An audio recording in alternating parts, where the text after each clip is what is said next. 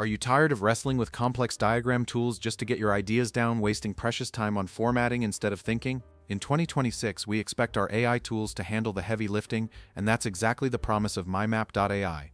Today, we're doing a deep dive to see if this self-proclaimed easiest way to create diagrams actually lives up to the hype, or if it's just another AI gimmick. We're going to explore everything from its core AI features to its collaboration tools, weigh the pros and cons, and help you decide if it's a worthy addition to your productivity stack this year. Let's get started. So what exactly makes mymap.ai different? According to their site, the core philosophy is being AI native. This means instead of manually dragging and dropping elements, you simply chat with the AI to build your diagrams. You just describe what you need, like a project roadmap, a mind map for a research paper, or a flowchart for a complex theory, and the tool builds it for you.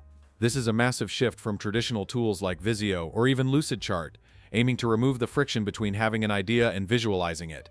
The website highlights that you're not limited to just text input. A huge plus is the ability to upload multiple file types.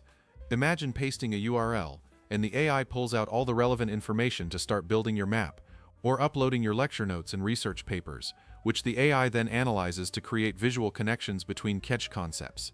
By seamlessly blending chat, file uploads, real-time web data, and team collaboration into a visual canvas, it addresses a core need for modern professionals, students, and creators. The potential to turn any conversation or document into an interactive, presentable map is incredibly compelling. The biggest unknowns, the cost and the fine print on exports, are the only things holding back a full recommendation, but the feature set itself is undeniably strong for visual thinkers. Your next step is simple: visit their website, see if the plans match your needs, and maybe try starting one simple project with it. If you found this overview helpful, please subscribe for more deep dives into the latest AI tools, and let me know in the comments how you plan to use AI for your own visual planning. Thanks for watching.